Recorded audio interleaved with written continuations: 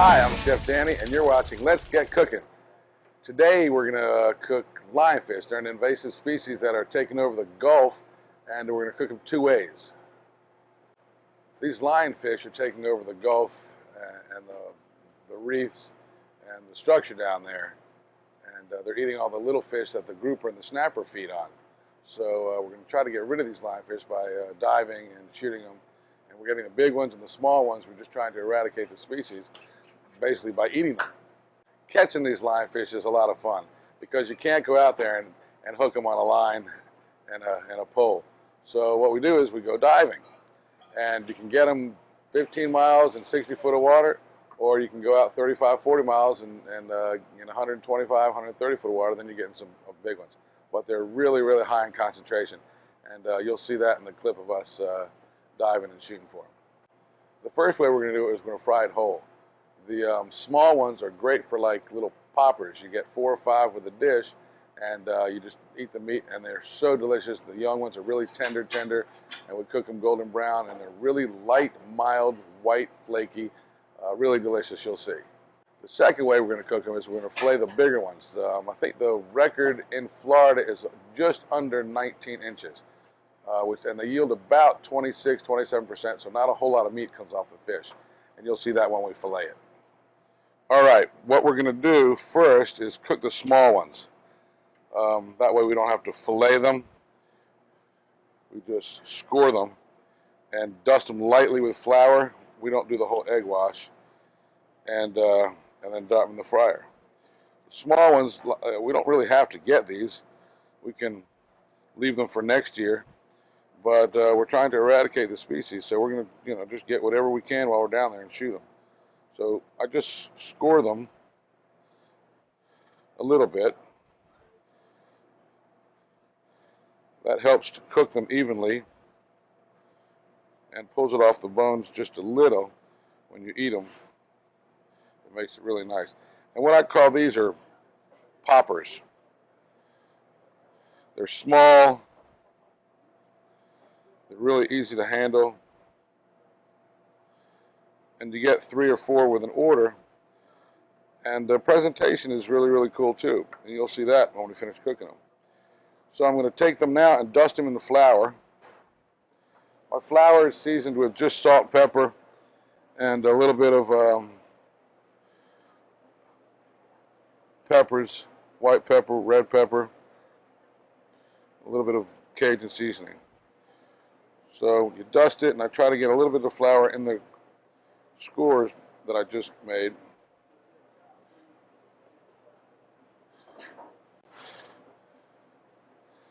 And these are poisonous when they're in the water. They've got spines that really will poke the heck out of you. So you got to be real careful. And I'll show you where those are here shortly. Put them in the fryer. And it really doesn't take very long. They're tiny fish, so you can imagine it's only going to take a couple minutes.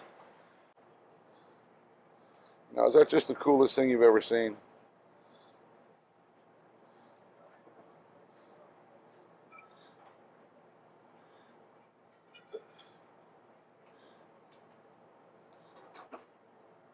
See how it comes off the bone and then really all you need to do is take a little fork and pull it off and eat it. And we have a really delicious jalapeno tartar sauce that we serve with ours. So dip it in that, splash a lemon on it. You really can't beat it. That's what I call poppers, lionfish poppers.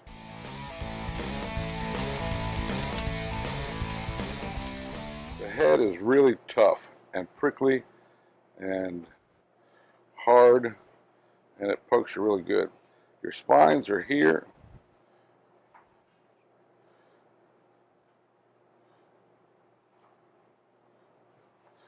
Here on the bottom. There's a couple back here underneath. And the big ones are up top here. And they're really, really sharp, like a hypodermic needle.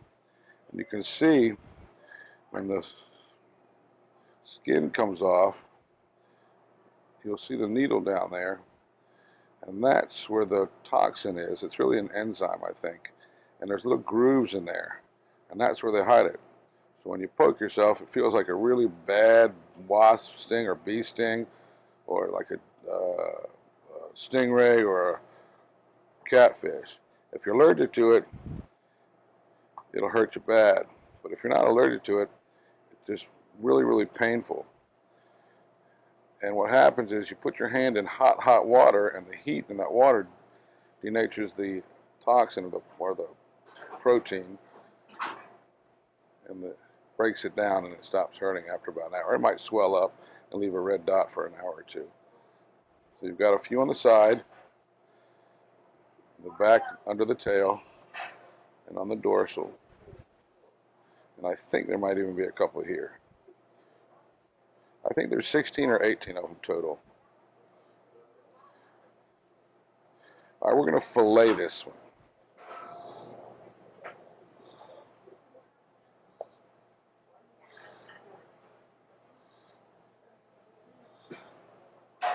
Basically, it's that easy. You got one fillet, just like that, and you flip it over and do the same thing on the other side. You get the other fillet.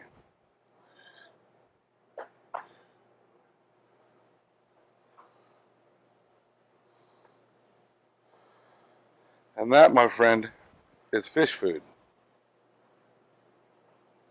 You can actually put this in a pot with some vegetables and make a stock, for seafood stock, for when you're making soups.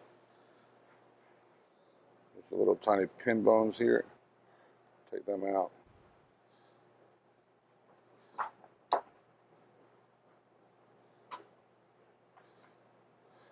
See, they don't really yield a lot.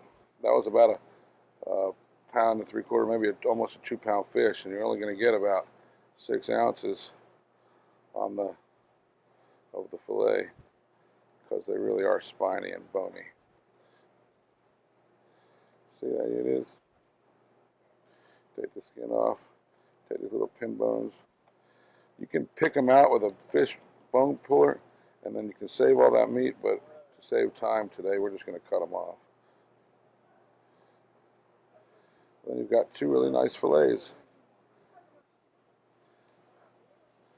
I think we're going to cook them in a maybe a little lemon butter. Traditionally, it's a beurre blanc, and maybe some capers.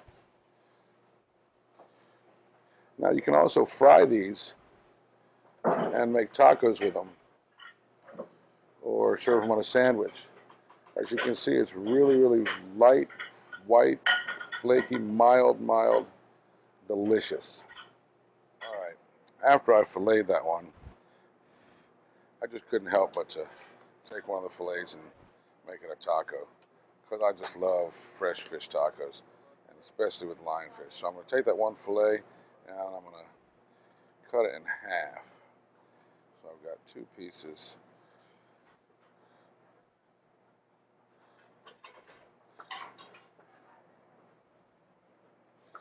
A little skin on the other side, so I'm going to try to get that off.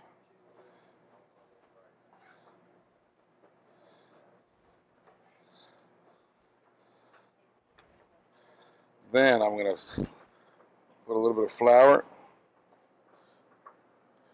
and then my egg wash, which has got some hot sauce and some other things in there, and flour again.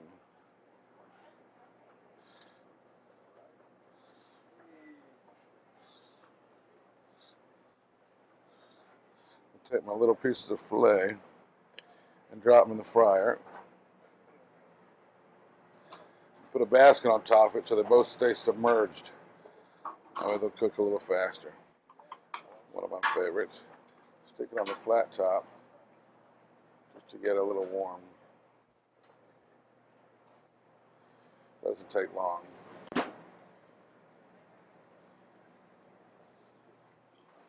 Now, it doesn't take very long. Like I said, they're small fillets. It doesn't take very long. Nice golden brown. A good rule of thumb is on these big fryers like I've got, When they come up and start to float, they're just about done. If you're cooking poultry or pork or something like that, I would give it a little bit longer. But fish, you don't want to cook it too much. Bring it up the minute it starts to float, because when you, while you're plating the meal, the heat is still cooking the fish. So you really don't want to overcook it. You really want your fish to be moist, moist, moist. All right, they're about done. They're floating and they got a nice color to them. I'm let them drain for a second.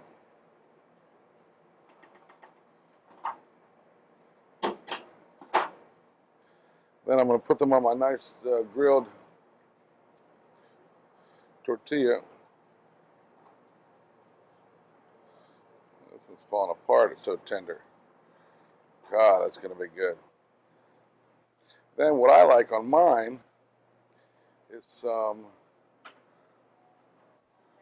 fresh shaved cabbage, purple, green, and some carrots. And then I like a little cilantro. And then I'm going to squeeze a little lime on it.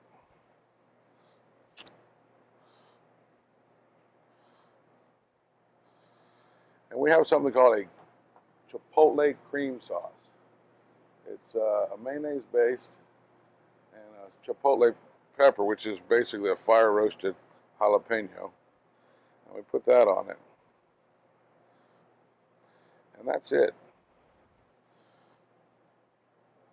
It really doesn't get any better than that. Fresh lionfish tacos. Hey, Chef Danny from Let's Get Cooking and Tomorrow's Cafe. We're at 71 Market Street or 73 Market Street. We have Tomorrow's Cafe and Tomorrow's Tapas Bar. We don't always have lionfish, but chances are we will. So come visit us and see me and my team, and we'll hook you up. I hope you enjoyed the lionfish demonstration, and thanks for watching. Again, I want to thank Grayson Shepherd, Team Hang On, for taking us out and shooting fish. Steve Rash and Bert Davis, Water Street Seafood, for buying all that we can get. And stay tuned for the next episode. Let's Get Cooking with Chef Danny Itzkowitz.